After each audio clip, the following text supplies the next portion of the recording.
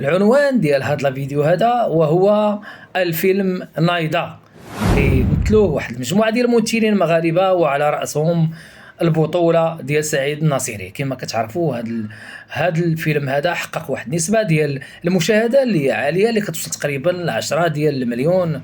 يعني استحسنوه المغاربة وشافوا انه تيهضر على المعاناة ديالهم والمشاكل ديالهم والواقع المعاش. نشوفوا الخوت هذا المقتطف هذا ونعاودوا نرجعوا معكم. اذا هنا كما كتشوفوا الخوت حاولت انني باش نشوف مجموعه ديال المنشورات على منصه الفيسبوك وحتى منصه اليوتيوب، وشفت مجموعه ديال التعليقات على هذا الفيلم هذا اللي حقق 10 ديال المليون ديال المشاهده، وشفت باللي ان اغلب المغاربه انهم استحسنوا هذا الفيلم وشافوا انه فعلا كيهضر على الواقع المغربي.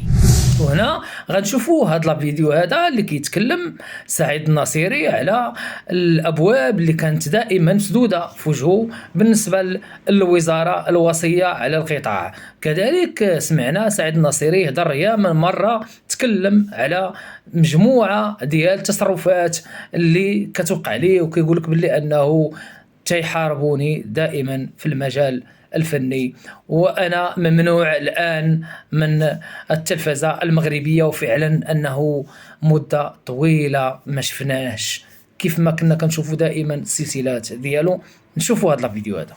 لأن الباب ديال الوزارة ما تحلش وما هضرش معاه. شكون هو هذا الوزير في وسط الحاس؟ اذا كان هذا المليار اللي تعطات لواحد الشيء ديال افريقيا، البرنامج ديال افريقيا ما شفنا فيه حنا. شفتوا فيها شي حاجه نتوما؟ شفتوا شي عمل افريقي دابا 8 المليار تصرفات فينا؟ يلا اعلم.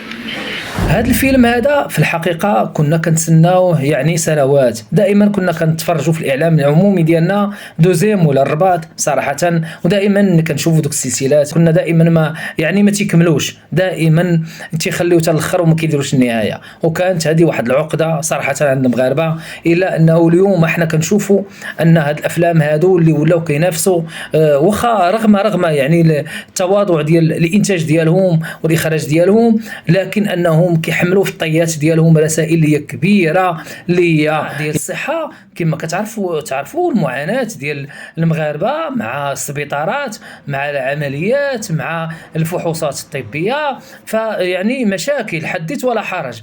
كذلك المشاكل في القطاع ديال العقار والسكن، المغاربه فعلا كيعاني واحد المعاناه كبيره مع السكن وكيتعرضوا للاستغلال ياما مره. كذلك المشكل اللي غادي وكيتفاقم عندنا في المغرب اللي هو المشكل ديال البطاله، واللي غادي كتزاد الارقام ديالو اللي مؤخرا خرجات يعني تقارير تتهضر على هذا الموضوع. فهذا الفيلم حاول انه يهضر على يعني اغلب المشاكل في الشموليه ديالها والمعاناه ديال المغاربه.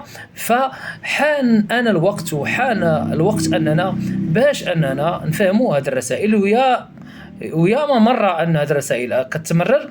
كنتمنى ان يعني هاد المسؤولين وكنتمنى من رئيس الحكومه انه يعني يشوف هذا الشيء هذا ويحاول يتفرج ويتمعن فيه مزيان، باش لعل وعسى ان يفهم المعاناه اللي كيعيشوها المغاربه. وانا من خلال هذا المنبر هذا كنقول لكم سيروا تفرجوا هذا الفيلم، راه مزيان، وحاولوا تفرجوا فيه وعاودوه.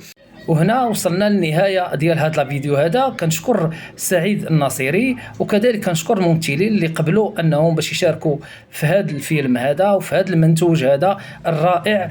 وكذلك انه كنزيد ناكد ان الاستقلاليه مهمه جدا في جميع المجالات، لا سواء المجال الفني ولا في المجال ديال الصحافه وفي المجالات الاخرى. اذا هنيئا لكم انكم دخلتوا للتاريخ الفني المغربي. والى هنا اودعكم والى فيديو قادم ان شاء الله. وكنتمنى من المشاهدين الكرام اللي شاف هذا الفيديو يحاول انه يدير البارتاج ويحاول انه يخلي لنا واحد اللايك، ويخلي كذلك حتى التعليق ديالو يشارك معنا بالرأي ديالو في الموضوع. والى اللقاء والى فيديو قادم ان شاء الله.